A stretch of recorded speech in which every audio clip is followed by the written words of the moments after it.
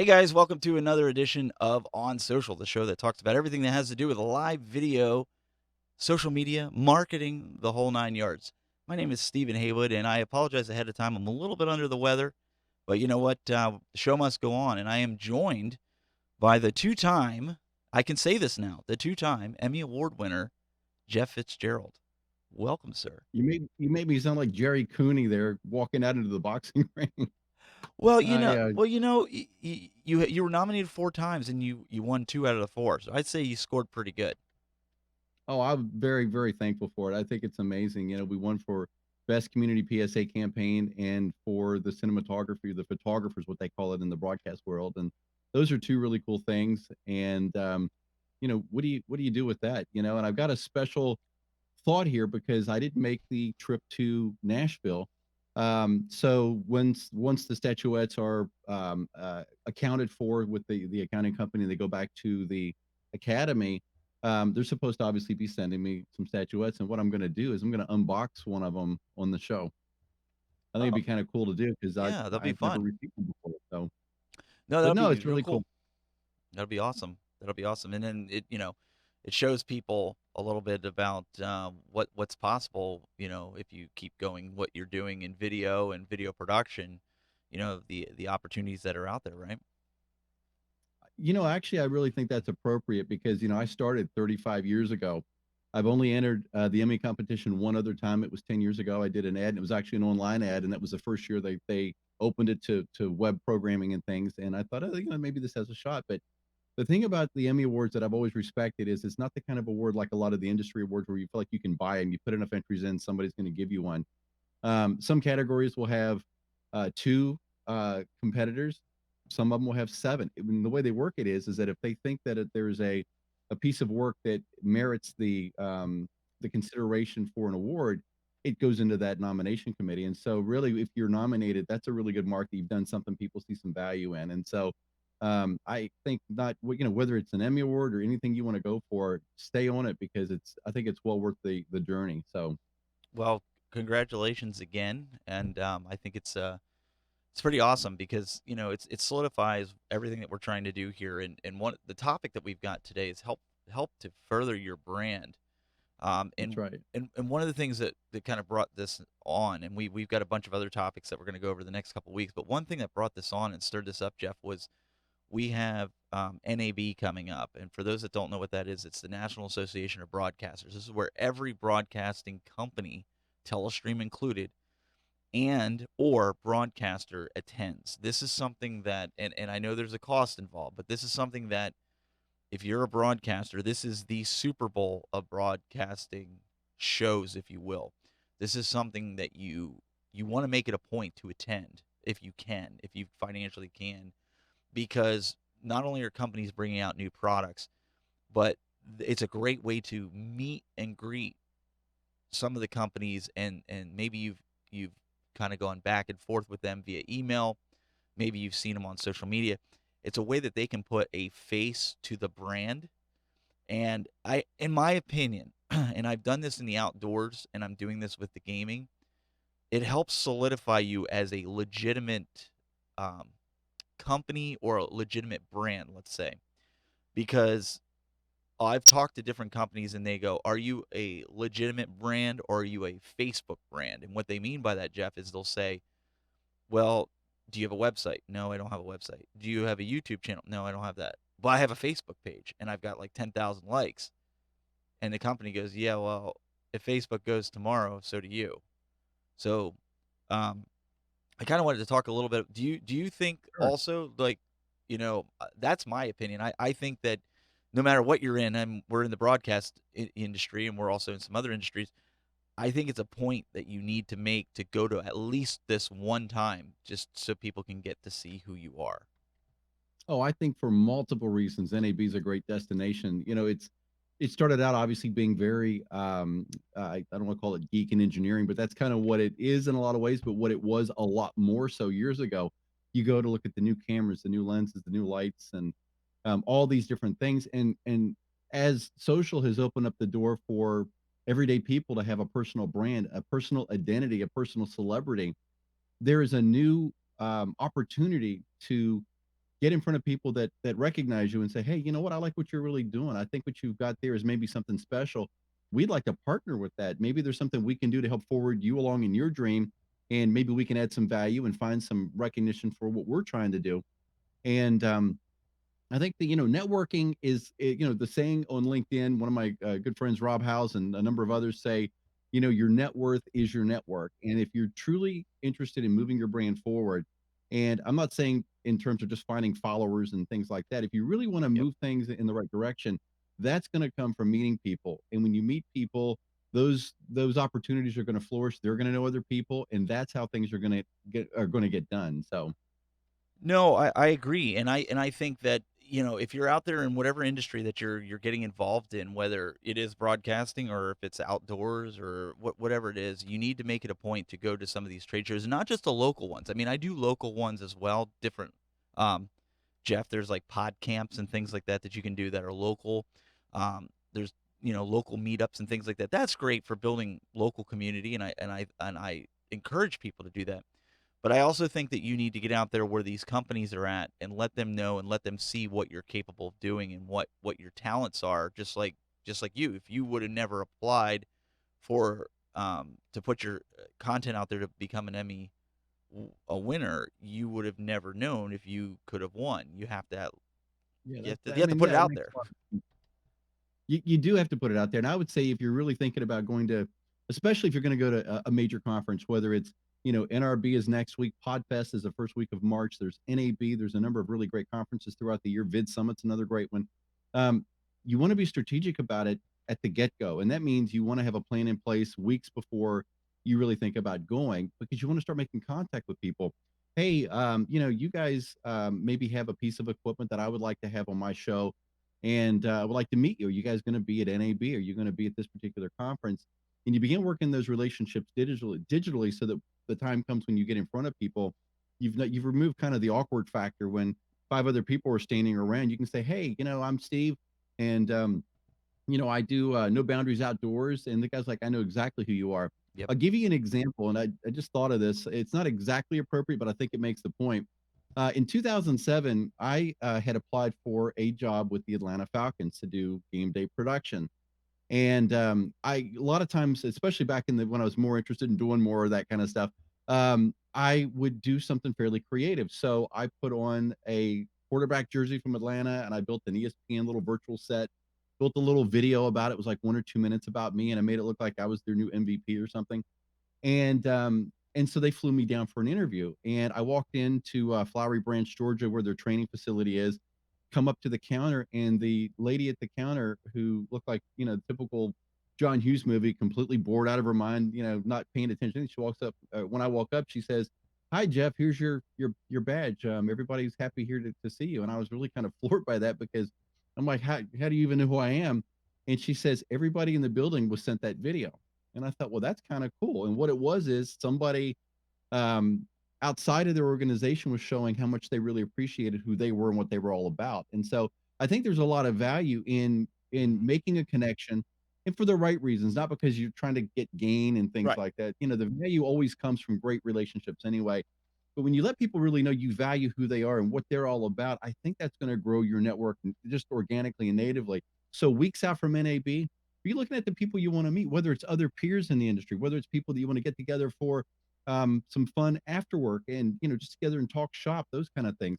And always be putting out content that makes that message clear of who you are, what you're all about, what value you bring in your industry, or the message that you've got. And then don't be afraid to get out and shake hands, because that's always the scary part. A lot of people who make content, I'm one included, people a lot of times don't believe it, but I'm what's called an introverted extrovert. I always get a little nervous being even on live here in my own house. But at the same time, you gotta do it. You gotta get out in front of people. You gotta be, willing to shake some hands and just say hi, and just be yourself. And when you do that, good things are definitely gonna come. No, absolutely. And I like what you said about going in with a plan. A lot of people go to these trade shows, and some of them are big. And we're using NAB as an example because it's huge. It's one of the biggest trade shows. CES is another one if you're into consumer electronics. That's another big one. But those halls are as big as blocks, like actual blocks. Yeah. So there's 3 halls out there for NAB, and like I said, they're huge, and they're some of them are 2 floor. And a lot of times when you go out there, and like Jeff said, you want to go to your favorite companies, and you want to let them know who you are, and that maybe you did a piece on them, and um, one of the biggest mistakes that I see a lot of times is, like Jeff said, people don't go in with a plan, but what they'll do is right before the show they send out emails, and they'll say, hey, schedule a time, and everybody wants to schedule a time, you know for every company, and that's not always practical, because if you don't know the lay of the land, Jeff, you could be in South Hall and have to run to North Hall, and you have, without anybody there, it might be a half-hour walk. With Yeah, well, people that's the there, it's thing. 45 Nobody minutes, right? Yes, nobody knows how big we're talking here. NAB is like literally New York City blocks big in turn. It's the only conference of the year I think that most housewives, and I use that, I don't mean housewives in the old sense, but most spouses would say, no, you're not going because they know that their better half is going to come back wanting to spend $90,000 on whatever they've seen because it's literally blocks and cubes and booths and just miles of great technology and great things that you can get into. And so it is definitely worth going to, but it's a beast in a lot of ways. But, NAB is not the only thing that you can think about in terms of being able to further your brand. The whole vibe that you're putting out in terms of, what your message is. We talked about this just, I think a couple weeks ago. What your value offering is to other people. You can further your brand in the terrestrial sense too, even in your local community, because if you haven't heard about meetup.com, it's the number one um, website, app, whatever you want to call it, for getting into groups of other people that have these really crazy, they could be, Minecraft clubs, or it could be the Steve's video game club, that kind of thing.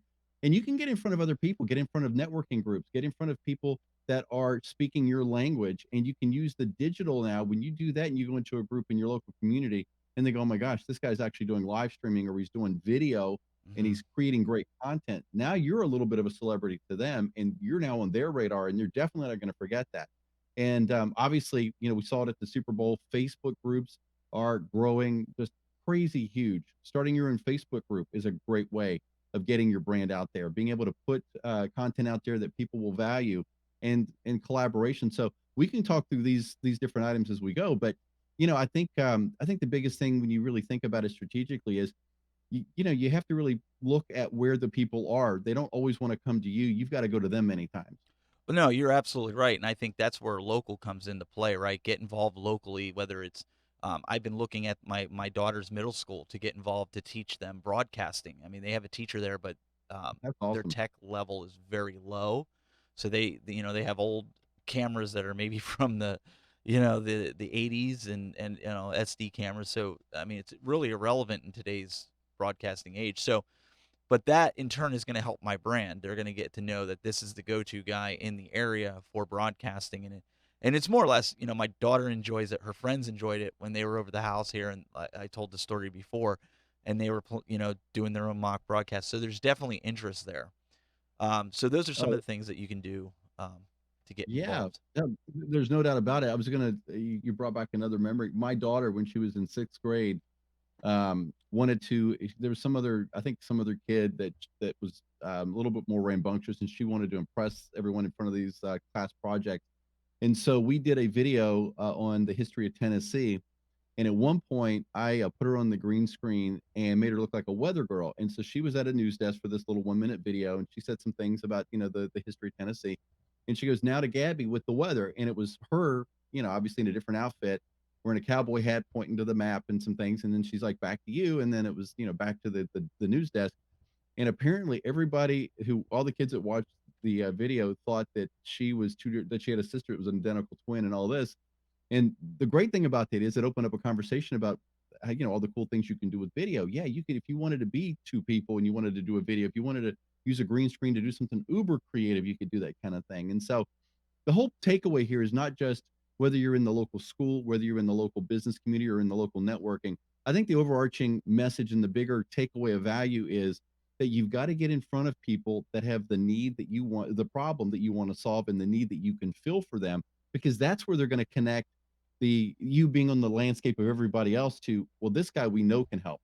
And when that happens, that's when I think you really make that deeper connection with someone, and all of a sudden you get an email 2 days later going, "Hey, we'd like to have some coffee," or, "Can you, schedule a phone or video call with us?" I think that's where things really start to take off. Yeah, and when I want to talk a little bit about the Wirecast gear. Now, you guys know a few weeks ago, I had been working on restructuring the studio, getting everything situated and in here. And one of the things is the brand new Wirecast Gear 2. This is the brand new Wirecast gear, and there's a bunch of different flavors with this. Now, I have in the studio here the 420, which gives you the most versatility when it comes to broadcasting, especially if you want to go at that pro level. Now it does cost about $9,000, but it does give you the ability. Like right now, I'm powering 7 monitors, and I still have the ability to power another monitor or two off of this unit, and I'm streaming and recording 720p streaming and 1080p recording, and I'm sitting about, Jeff, 35% CPU. And Which is amazing, yeah. yeah, it's totally cool. And you can go to telestream.net/on social, because the folks at Telestream are gracious enough to allow us to do the show. And one of the ways, um, we can do that is to help pay the bills, is to check out the products, because we use the products. It's not just something that we talk about here just to talk about. Um, the production value has increased due to these great products. And Jeff, I mean, compared to some other hardware that's out in the market, and I've been comparing the Wirecast gear, the new Wirecast gear Unit 2, and as I've alluded to you, um, I'm very impressed with it, and I think that it's definitely something that people need to reevaluate. If you looked at Gear, the first iteration, you really need to check out Gear 2, because I think you'd be surprised Yeah. at Yeah, the enhancements. there's no doubt. Oh, go ahead. No, I just said you'd be surprised at a lot of the enhancements. Yeah, no, and I apologize. There was a little bit of a delay in the audio in my ear. Absolutely. I mean, if you look at the difference, from Gear version 1 to Gear version 2, you've got Xeon processors. And again, this machine is not necessarily the cell for everybody. There's a big investment, but even beyond that, you've got to be in a place in your journey where you're ready to use something like that.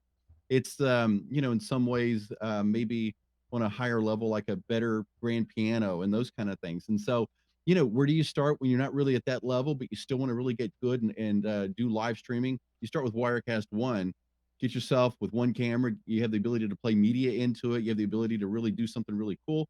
You need Wirecast Studio, Wirecast Pro. There's steps up from that. If you've got your own hardware and you've got a pretty decent machine, they work wonderful. And so, the gear is, as I said, I think last time we talked about this, it gives you the peace of mind in a moment of production, especially outside the studio when you're on the road and you have to know mission critical is supposed to work, it'll work. And that's where that peace of mind comes from.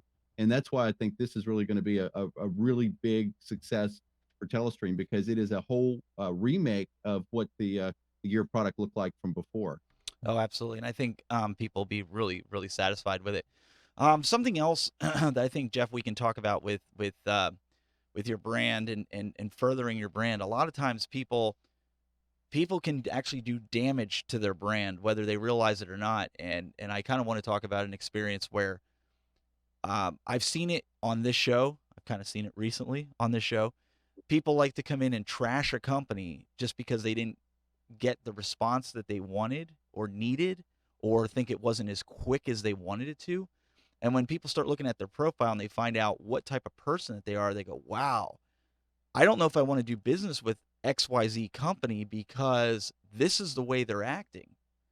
You can do your brand really damage if you're like one of those people. I mean, I do a lot of reviews for companies, and I will make sure before I do any kind of review of the product that if it's something I don't understand, I will not do the video and say, "Oh, this is just garbage, Jeff. This thing doesn't work right." And it could be my own ignorance, right? That I didn't understand how it worked. So I always try to clarify with the company how that product behaves in order to, give a honest, Yeah, unbiased review. And I think if you're out there trying to review products and you're trying to get in with the company, the worst thing you could do is attack them based off of your own ignorance of understanding the product or products that you're working with. So I want to put that out there because that is sure. detrimental too.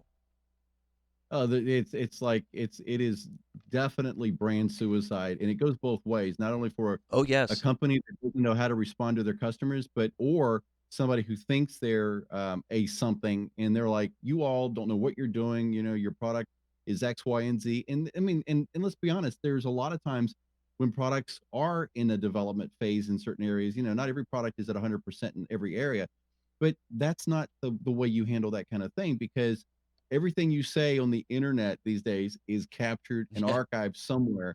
And we're finding more and more people going back years later going, I probably shouldn't have been such an idiot or a fool by the way I was behaving, because those speak to character issues and behavior issues. And I think those things are more valuable and more important to most customer vendor relationships than anything else, because I can find 15 or 20 people who can hold a camera and do something really nice for an event. But if I can't work with them, or if they have an air of arrogance, or there's some sort of a distance between being able to have an honest conversation, you're just putting yourself in a corner. And so I think these days, we see this so much. I think social media has literally elicited the inside voice coming out for everybody. Nobody can have a civil conversation or anything along those lines anymore, and it just goes from 0 to 100 many times. But the success for people, and especially the success for brands, are those that can be pitched maybe an opportunity to just respond with a grenade, but they know how to hold their own, they know how to bite their tongue, and they can really think it through and look at both sides of an issue. And when you can do that in balance, I think that's what makes your response much more gracious, much better. And I think that's going to get you down the road so much farther, because when we talk about this metaphor of it being a road, it is a long road. It's a road of miles and miles and miles. And people who have tempers, people who cannot behave in such a way that would make their brand respectable across the board, somebody's going to find out about it, and it's always going to be damaging. Yeah, I mean, and I think you'll find out, and Jeff, you know this. I mean, nothing is perfect. Nothing you use is Mm-mm. perfect. And when you're doing this, whether you're using an app on a phone or you're using production equipment, or anything in whatever industry that you're in or your branding is, um, you'll find, and I can speak from experience on this, that most companies, I would say 99% of companies, Jeff, are willing to work with you on an issue that Much you've more. had, assuming you approach them the right way. They want to get to the bottom. They don't want you dissatisfied. And if you're having that issue, more than likely other people are. So you got to be very careful if you're you want to further your brand. You have to be very careful about how you handle yourself representing your brand to other people on the internet, because people just think they can hide behind a keyboard and a monitor, Jeff, and the reality is they're branding themselves as something, and then you show up somewhere, now you're face to face with somebody that you were just calling out and saying, it's garbage, and you're asking them for a favor.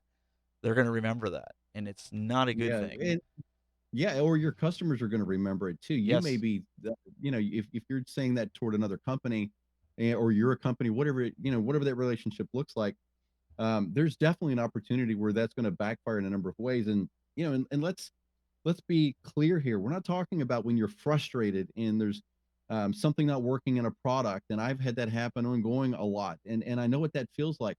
That's a different thing than going from, I'm having this problem again. I need you all to really pay attention to it because I think this is a great feature, but we need it. That there's not a thing wrong in that kind of a conversation. But when it turns from you all are a bunch of fools and you're an idiot and you start trashing, anytime you do that, I think the trash is going to come back on you at some point. It always does. So Yeah. Well, even let's just brief on this. You were having some issues with virtual camera right before the show here, and we're going to work on that afterwards. But you weren't quick to point the finger. You're just like, well, this is what's happening, and you and I talked about it, and we have an idea of a setting inside of Mac OS, right? That potentially is the issue. You could have we popped absolutely off. we think that could yeah, we think that could very well be the issue. And I've had this problem ongoing in Wirecast with virtual camera for the last couple months on and off, but obviously it all depends on what browser version you're using because Yep. WebRT is a very it's not, like I said, it's not owned by a big major company who's always investing in Well, it. it's It's a open protocol. source. Right, and so things can break, but the thing is I mean, to me personally, virtual camera is probably that and the chroma key are absolutely, without a doubt, my 2 main go-tos and the reason why I use Wirecast. I think they're incredible. The chroma key is brilliantly clean, but that virtual camera gives me the ability to use Wirecast with Zoom, give me the ability to use it with, our show when we're going through Neural Net, which is a great video software for bringing people in as guests. And so I think there's a lot of value there. But when it goes down, of course I feel frustrated. It went down the day before we were doing this, which is why I'm using my studio backdrop. But getting mad and being mean never get you anywhere. And the thing is, we know that this will get resolved. It's a matter of being gracious enough to explain it with clarity and help somebody along. And from a brand perspective, if you turn it around where you're the company, wouldn't that be what you would like to have? Because that gives you your best opportunity to get that problem resolved and everybody's happy. And so I think you're hitting a good subject here, that we're far too quick a lot of times to be critical, but we're never too quick to be gracious and kind and to say something inspirational or positive. And man, if you can flip those things, you're going to stand out like a sore thumb, because a lot of people don't know how to do that. So, Well, and here's the thing. Here's a story along those lines with my studio setup. It's very elaborate, and I was so certain. I was so Jeff. I ran test after test after test. I was so certain that one of the products were the culprit. So I contacted the company, and I didn't berate them. I didn't do anything. I was just like, hey, tell me if I'm off base here. And I went through my workflow, and they're like, dang, really sounds like Jeff, that could be the problem.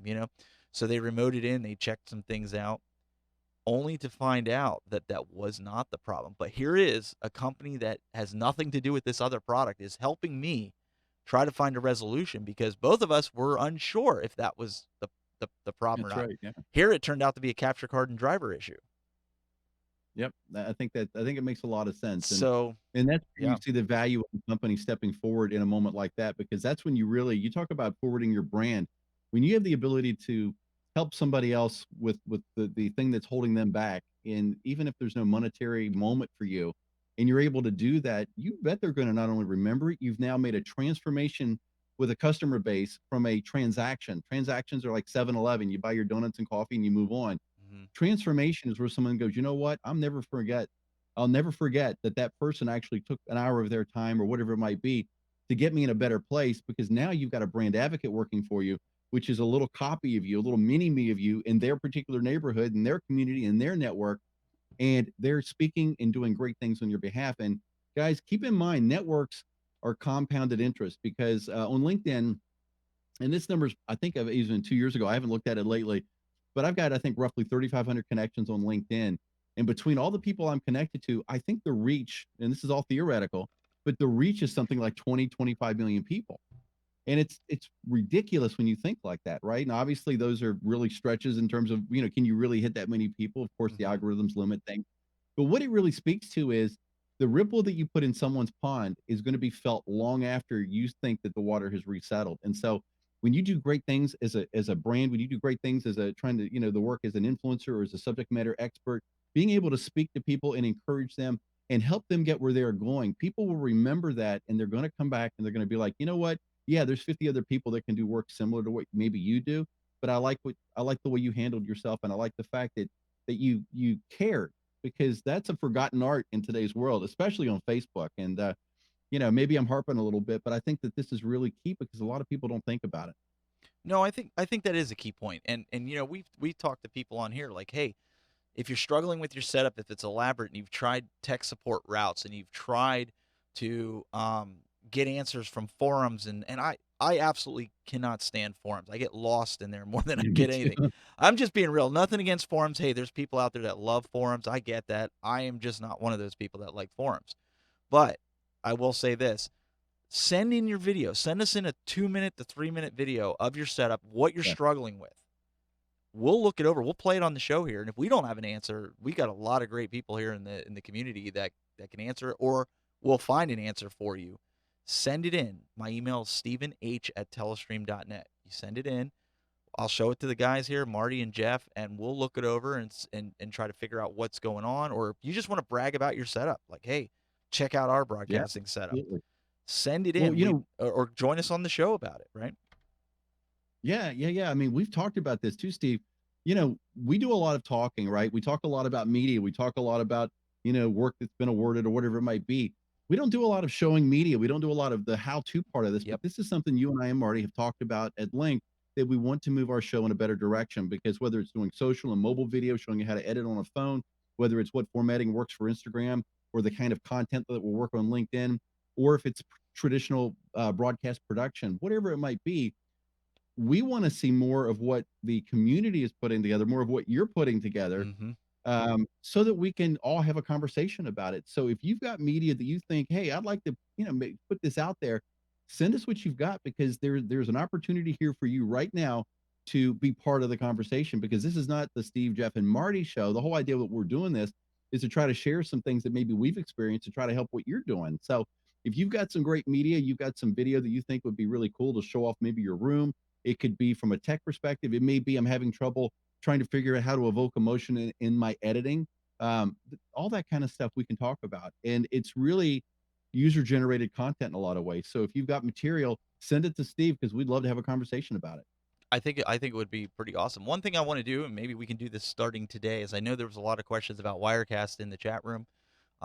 Maybe we'll do a quick 10-minute post show, something we haven't done, and I know we're kind of doing this off the cuff. Sure. So, Yeah, that'd be cool. so if everybody wants to stick around after it goes dark, I'll end the recording. Now it will be recorded on Facebook, the post show, if you will. We'll stick around for like 10 minutes. We'll answer a few questions about Wirecast or your broadcast setup. If you've got them, put them in the chat room, and we'll answer it. We'll see how it goes. If it's something that's very worth it in the sense, we'll keep doing it. If not, we're gonna, you know, just kind of pass it on. But we really appreciate you guys tuning in. We hope you learned a lot from this. I know we're speaking from experience. Maybe you have tips that we didn't cover that Yeah. you think would be awesome. Send them in. Send us an email. Send it in. Say, hey, I really enjoyed this show.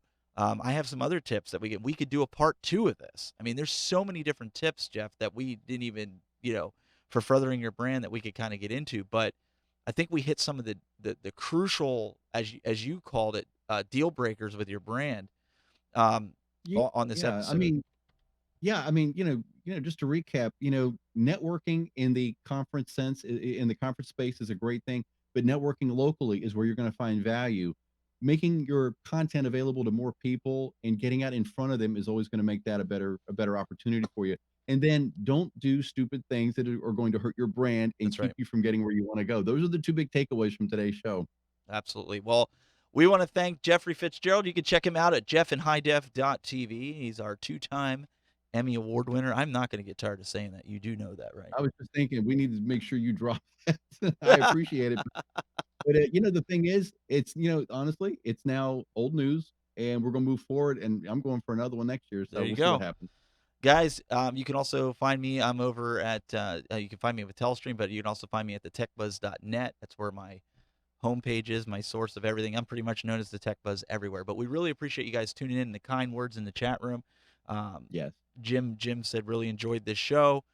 He enjoyed the tips that we talked about. So we appreciate that, Jim. And guys that are in the chat room, stick around. We'll do a little post show. But the rest of you, we'll see you next week for On Social.